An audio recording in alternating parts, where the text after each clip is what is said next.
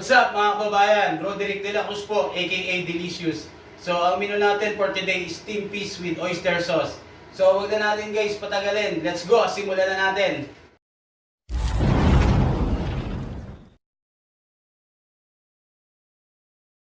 Simulan na natin. Ito lang ang aking ingredients sa pagluluto ng steamed fish with oyster sauce. Siyempre, hindi mawawala ang fish or bangus o milk fish.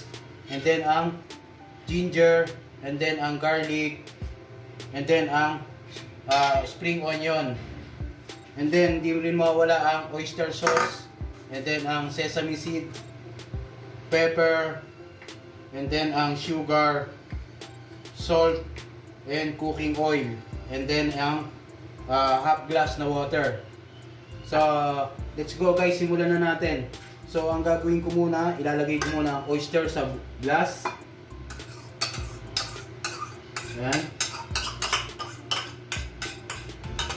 Then, ilagay natin ang pepper. And then, cooking oil. Ang kanyang sugar. And then, ang salt. And then, lagay natin garlic and ginger. Ayan. Minix ko na rito guys ang ginger and garlic. Lalagay ko ang half glass na water. Ayan. Then mix natin guys.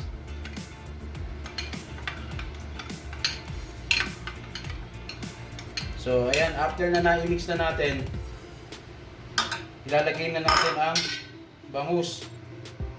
Ayan. Sa may bowl natin, and then i-rest muna natin siya ng 5 minutes bago natin siya lutuin guys. Ayan. So pwede rin na ilagay na natin sa teflon mga guys.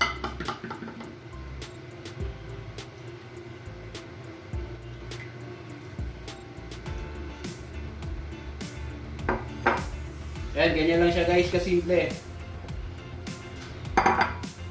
And then i-rest muna natin siya ng mga 5 minutes to 10 minutes para kumapit ang lasa dun sa fish bago natin siya iluto. Ganyan lang guys ang pagluluto ko ng steamed milk fish with oyster sauce. At pag na-erase na natin siya na after 10 minutes, so ready na natin siya lutuin. So ayan guys, nandito na ngayon ako sa ating lutuan. So ito na ang ating minarinate na steamed fish. Lulutuin na ngayon natin siya ng 15 minutes. So ayan, ito na ang ating fish. So sindihan na natin to. 15 minutes to fire lang siya mga guys. Kumbaga dahan-dahan natin siyang lulutuin hanggang sa kumapit ang sauce dun sa fish. So ayan na, lagyan ko na ng apoy. Medium fire lang mga guys. So hintayin na natin siyang maluto ng 15 minutes. So takpan ko na.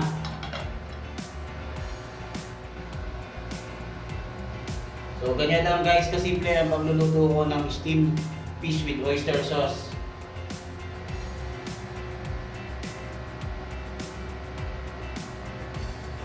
Medium fire.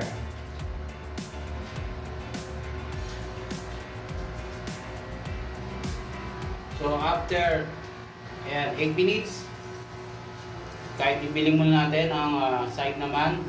Ayan.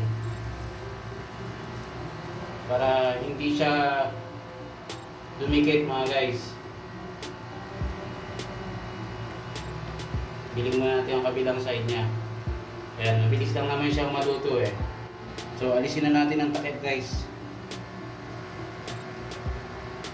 Hintayin na natin ma-absorb niya ang sauce.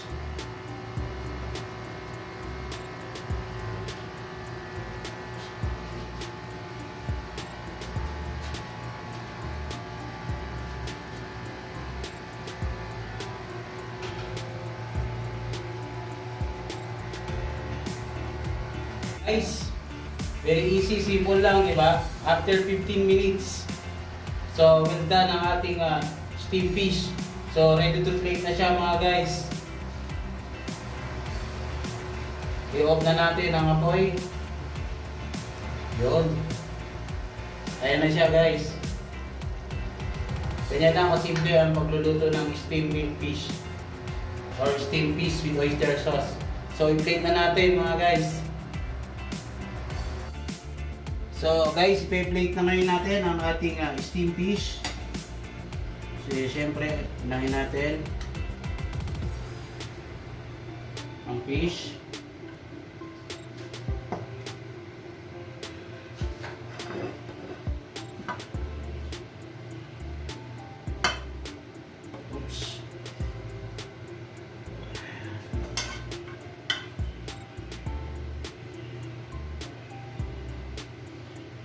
Then ang sauce.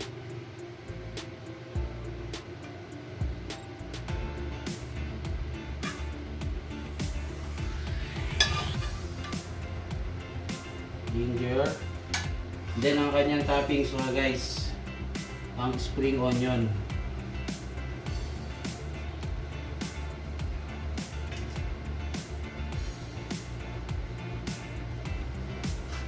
And then ang sesame seed.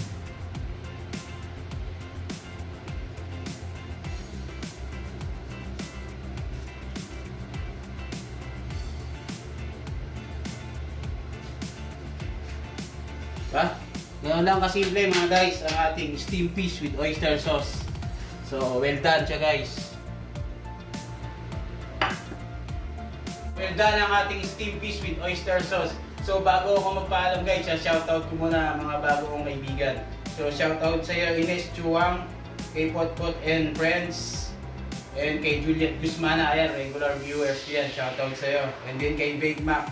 And then kay Miss Shirley C from Milan, Italy. Yan, shoutout sa iyo ha. And then sa iyong mga kaibigan and sa iyong family dyan. So, thank you for watching.